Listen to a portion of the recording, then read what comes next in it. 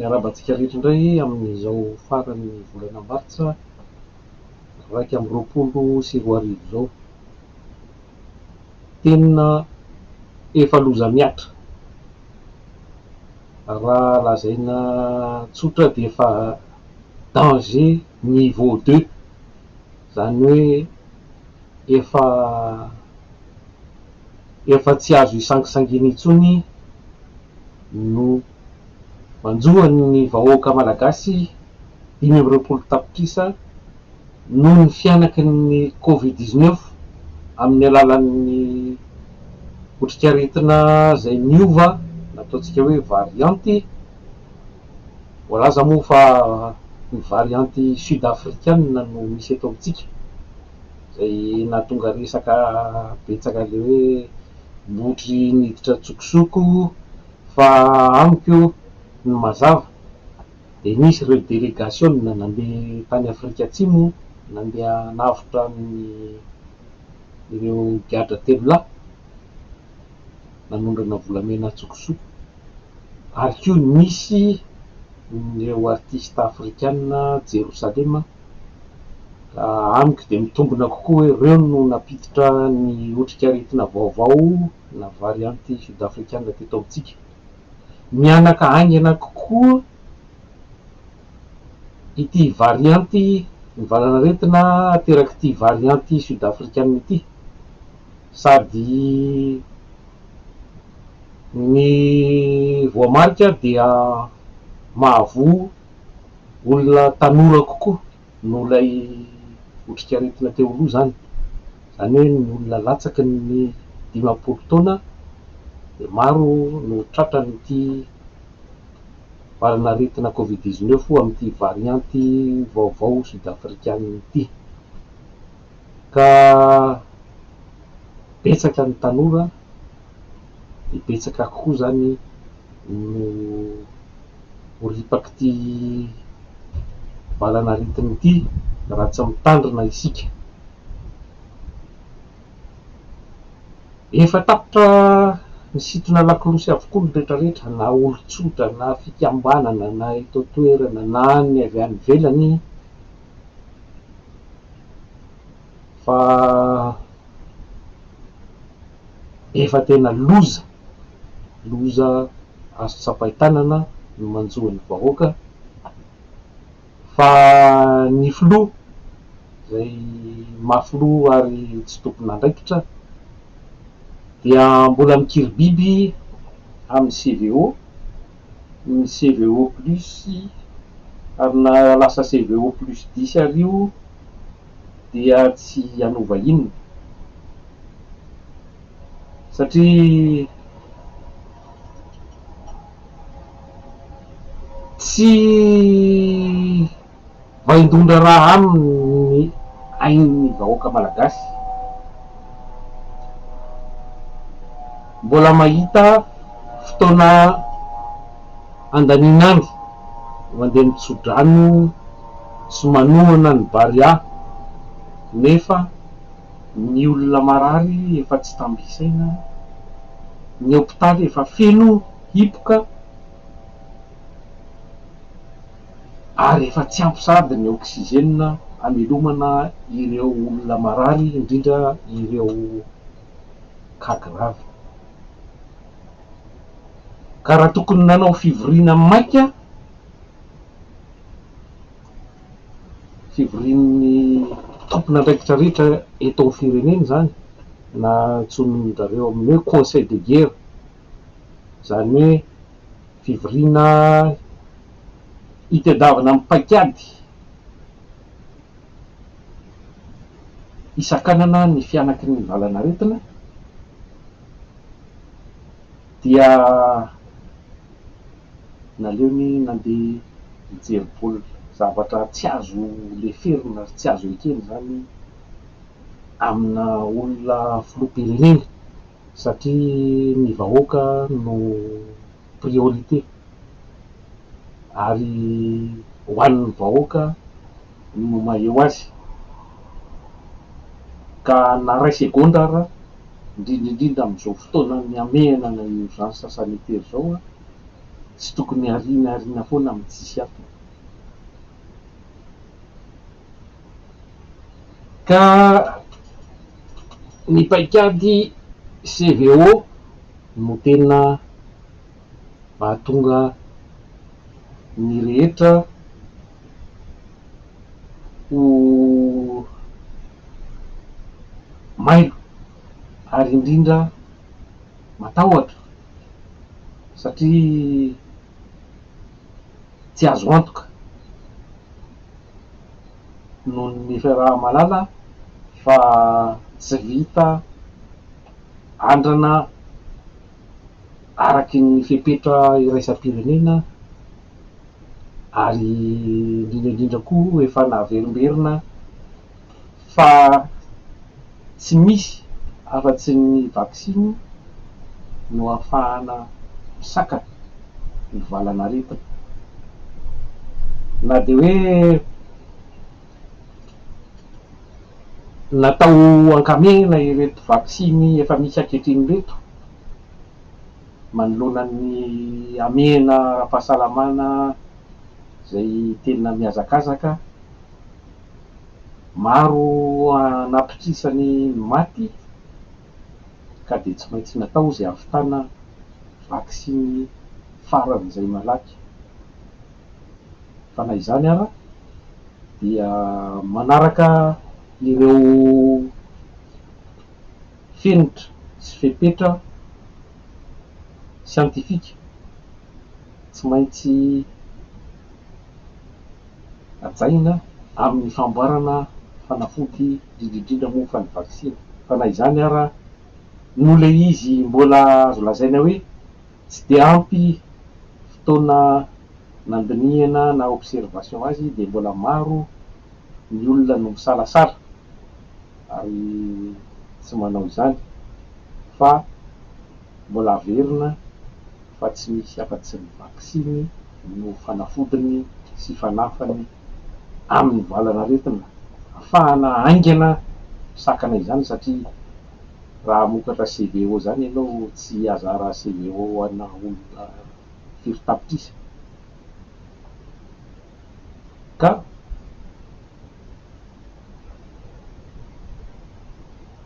mbola miverina indray zany ny atandrivaka tamin'ny fiandohan'ity valanaretina COVID-19 ity herintaona lasa zay, satria mbola variana amin'ny CVO hatramin'izao ka kobokobohina ny COVID-19 zay nolazaina fa voafehy tamin'ny première vague, nefa zao rahantsika mahita zao fa tsy takonafenina fa de mirongatra zay tsy izy, ka dia azo lazaina fa tsy voafehy ny fitondrana ankehitriny intsony. Sady tsy nahay nakalesona tamin'ny première vague no tsy nikaroka vahaolana maharitra sy azo antoka kokoa dia ny vaksiny ity fitondrana ity. Ny tsy fahaizana mitsinjo na prévision zany,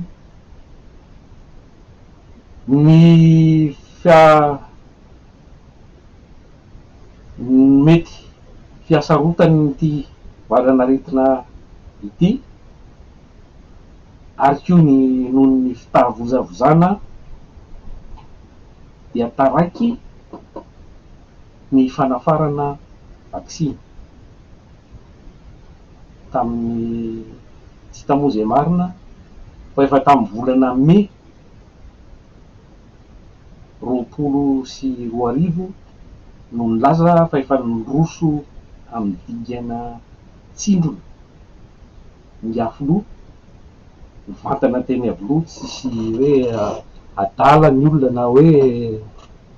misotro ka tsy naaraka ny zavatra nolazainy fa de nazava be mihitsy hoe efa nroso amin'ny dingany tsindrona tamin'izay fotoana izay, zany hoe efa ho herintaona lasa zany. Zao tsika de mbola raha mahita fa tsy misy afa-tsy ny CVO,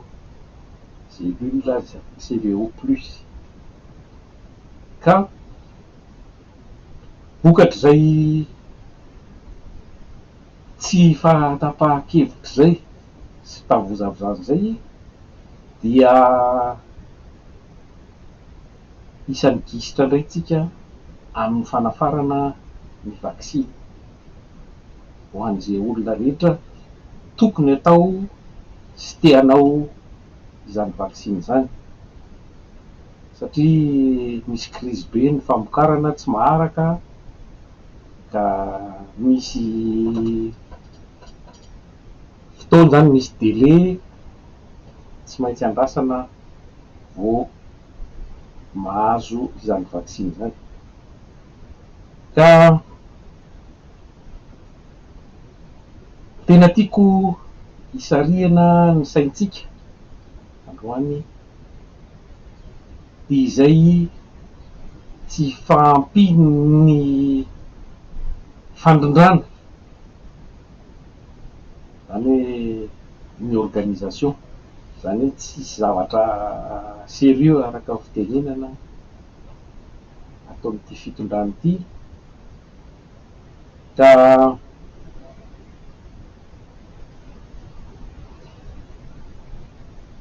ny ahafantarana an'izany dia ny tsy fahatomombanany ny fomba fanaraha-maso ara-médical sy statistique, zany hoe ny ara-epidemiolojika an'ity valanaretina ity, zay fomba ahafantarana ny toetra raha marina, zany hoe ny haben'ny fianaky ny valanaretina izay tokony ezahina ho mangarahara, zany hoe tokony ho tsotra, mazava, ary tokony ampahafantarina ny olona rehetra. Tsy misy antony mihitsy tokony hanafenana ny tena isan'ny olona marary, zany hoe Covid-19 zany marina, tsy fahadisoana izy zany, efa tsy antsointsika fa ny ilaina de ny ahafantarana mazava hoe ohatrohatry ny ahoana ny tena fianak'ilay valanaretina eto amin'ny firenena. Ka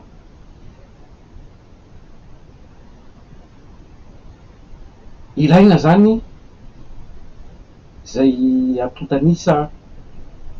zay, ilaina koa ny isan'ireo olona marary mafy, satria ny olona marary de mety ho betsaka fa misaotra an'Andriamanitra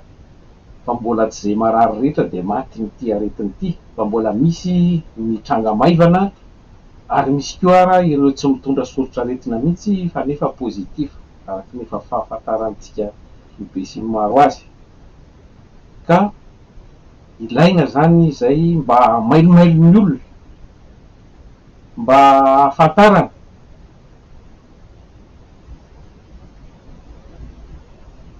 hoe aiza ho aiza no fipetraky ity amena ara-pahasalamana ity, ary indrindra koa hoe aiza ho aiza manahoana ny fivoaran'ilay valanaretina. Ka misy ny antontanisa, misy ny marika na indicateur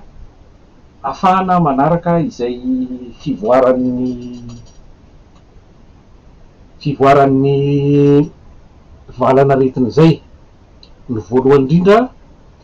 de ny antsoina hoe taux d'incidence, ny taux d'incidence de ny isan'ireo cas positif, zany hoe ireo olona mitondra ny otrikaretin'ny Covid-19 isan-kerinandro, ao anatin'ny herinandro zany, nisan'ny marary ny Covid-19 ao anatin'ny herinandro amin'ny mponina rahetsy. Zany hoe cas de personnes infectées par semaine sur une population de 100 000 habitants. Zay filaza azy raha tenenina teny Frantsay. Io taux d'incidence io de tena ahafantarana mazava tsara hoe manahoana ny fianak'le valanaretina, ka rehefa mihoatra ny olona 50 ao anatin'ny olona rahetsy no positif ao anatin'ny herinandro, de efa zay le atao hoe seuil d'alerte, zany hoe efa miditra amin'ny zavatra efa sarotra zany ka tokony fitandrina. Sasany de sarotsarotra amin'ny manazava azy fa ny tsotsotra indrindra angamba ny zavatra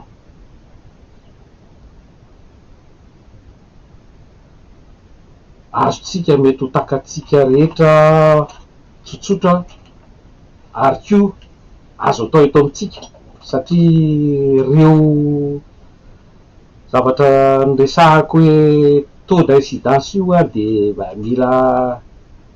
fanarahana akaiky zany, mila fanaovana fitiliana maro de maro. Tsy zay mihitsy ny zava-misy eto amin'ny firenena, fa ny zava-misy eto amintsika zao dia mbola latsaky ny olona ray ao anatin'ny 100 no atao fitiliana. Sotra ny namana Jean-Louis Randré mihoatra zay manaraka akaiky sy manome toromarika mazava momba ireo tarehimarika momba ny Covid-19 ireo. Zao moa ny fisehony zany, saika raha mazava tsy de tsika tsy manana an'le tableau sy anina anaovana an'le mazava fa de miaina masotsokona ka ze kely ananana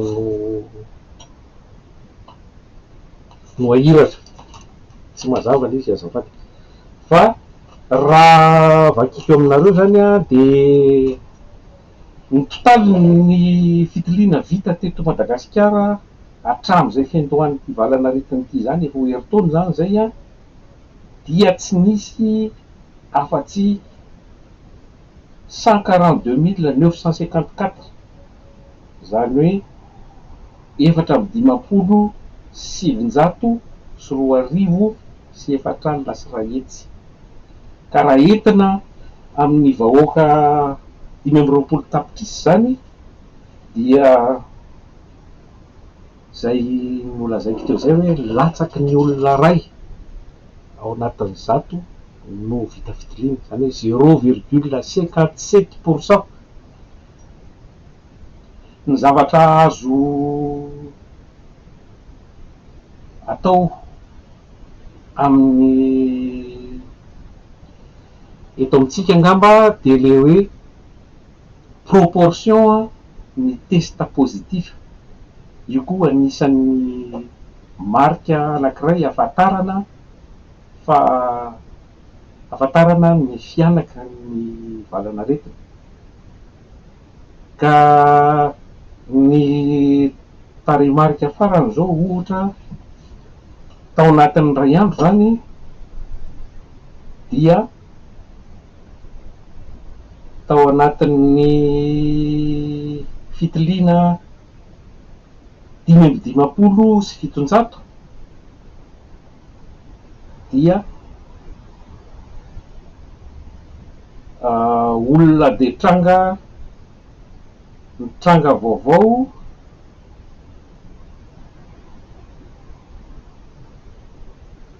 2,90 zany 162, ka rehefa natao ny kajikajy dia raika amby 20 faingo 770 isanjato ny taux de proportion ny test positif zany. Ambony de ambony zany satria dikan'izay dia olona 120 ao anatin'ireo 100 natao fitiliana no mitondra ny otrikaretina, zany hoe cas positif. Raha ny lasa tetseloha fa olona 50 ao anatin'ny ray hetsy de efa mahatratra ny jeu d'alerte na fanairana ny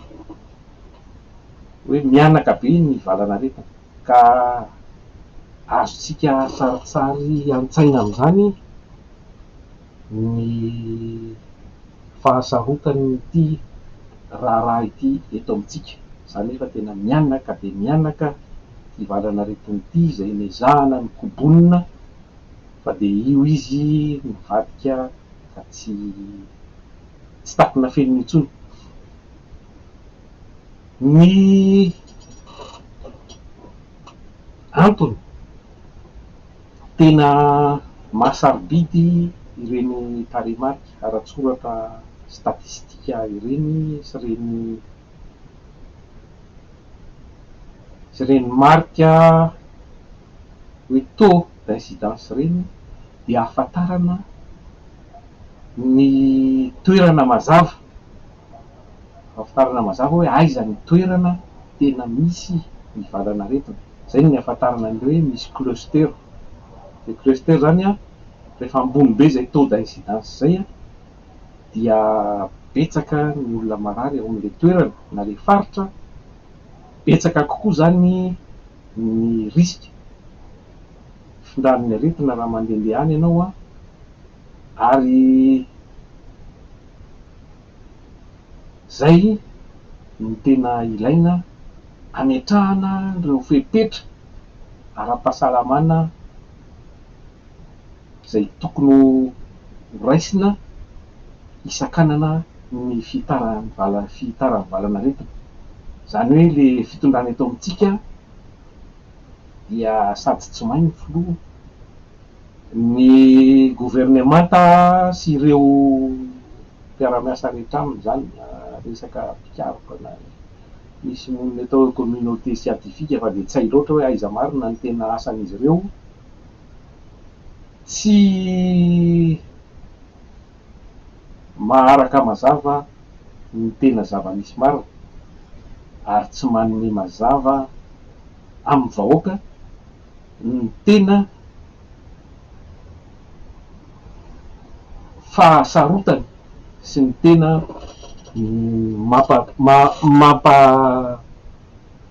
mamodoza ity valanaretina ity, satria tsy ampy ny filazana ny information ny ho an'ny vahoaka. Fa rahantsika malala zany fa tsy tompon'andraikitra ireo mpitondra atsika, ka samy mailomailo, samy miaro ny tenany sy ny ankonany arak'izay azo atao indrindra, dia iny moa tsy miova fefa rahantsika malala fa ny resaka fanajana ny elanelana, iny ny tena ilaina. Tsy mila miditra any amin'ireny olona be mitangorongorona sy any anaty vahoaka reny zany, fa de tsara mba misitatsitaka rehefa hitanao fa be olona loatra. De ny arovava, ny gel hydroalcoolique raha ohatra ka tsy misy ny ahafahana misasa tanana, dia misasa tanana amin'ny savony. Any amintsika moa de mbola misaotra an'Andriamanitra fa mbola misy ireo tena tampavin-drazana, de ny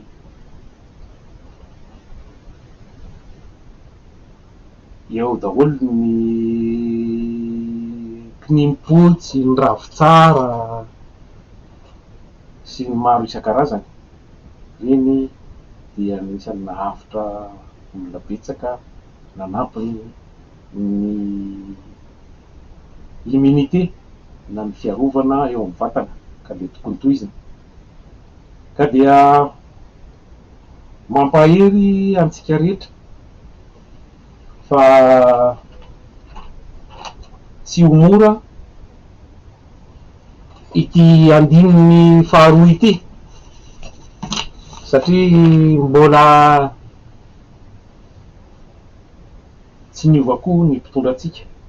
mitovy ihany ny metody na ny fomba na paikady ampiasaina. Ka ny angatahana dia ezaka, tsy angatahana moa zany fa terena iangaviana ireo fitondrana mba hanao zavatra entitra kokoa amin'ny fiarovana ny ain'ny vahoaka, ary aoka zay ny fanaovana zavatra hafa fa tokony fantoka amin'ity fiarovana ary ny fisakanana ny valana aretina ity ny tokony vaindondra raha ataony fitondrana, indrindra moa ny filoham-pirenena, satria rehefa tsy mazava diso daholy ireo atotanisy de mazava ho azy fa diso koa ny faminavinana ny valana aretina, diso ny vaovao omenan'ny mponina ny vahoaka, de mazava ho azy fa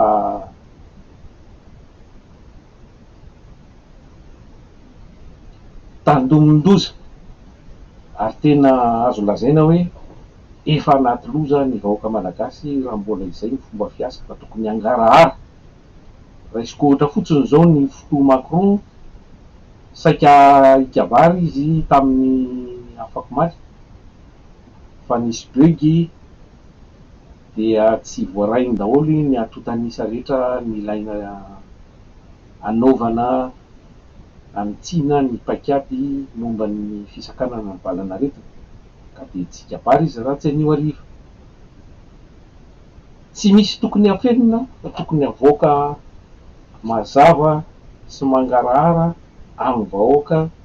ny tena zava-misy marina. Raha ohatra zany ka meko asehoko amintsika ty ohatr'izao, kosa angamba mba mety hita ny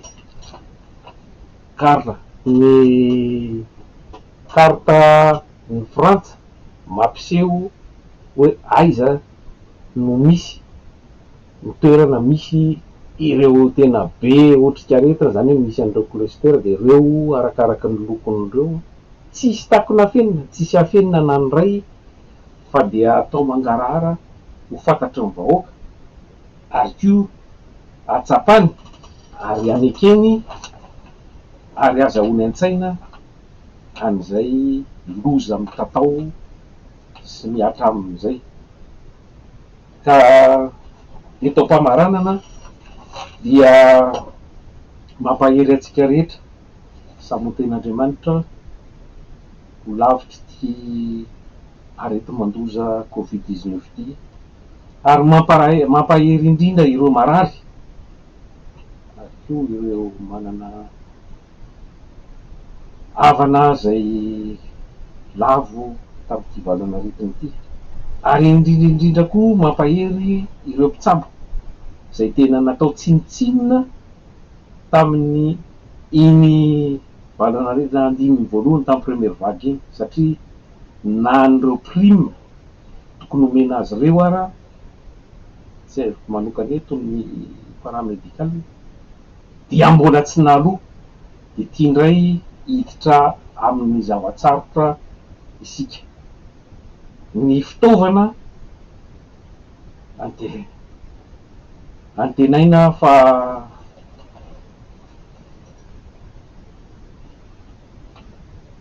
ho anana ny fiarovan-tena tsaratsara kokoa izy ireo, mba tsy ny olona hitsabo indray no lasa marary avy eo ka ho tsaboina, ary indrindrindra dia azo lazaina fa famonoan'olona ny tsy fanomanana ny oxygène ampy hitsaboana amin'izao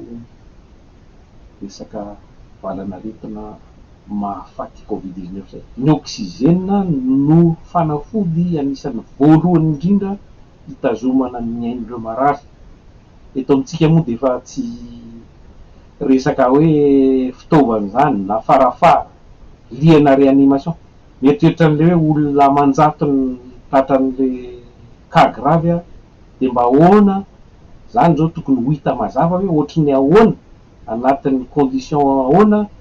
no hitsaboana an'ireny olo reny, satria maro mila ny atao hoe réanimation na respiration artificielle, zany hoe zavatra tsy vitan'ny resaka extracteur na oxygène zany na reny le zavatra kely reny, fa tena machine tena lehibe zay tena lafo vidy. Tsika tsy ao anaty lista akory eto anatin'ny Afrika, satria ny firenena eto farany azo lazaina hoe gisitra indrindra de zay manana lit de réanimation na farafara fameloman'aina misy an'le respirateur zany, manana 4 ho an'ny mponina ray hetsy, zany hoe 4 lits de réanimation pour 100 000 habitants. Tsika tsy ao anatin'izany akory, tsy tafiditra anatin'izay, ka de mampahery antsika rehetra, ary manaitra an'ireto mpitondra tsy alehan'ireto andrain'ny andraikiny avy hatrany na miala aleo raisin'ny olona mahavita azy ny zavatra rehefa tsy mahavita nareo miverina, zay fa de manam-peona daholo indray tompoko. Veloma.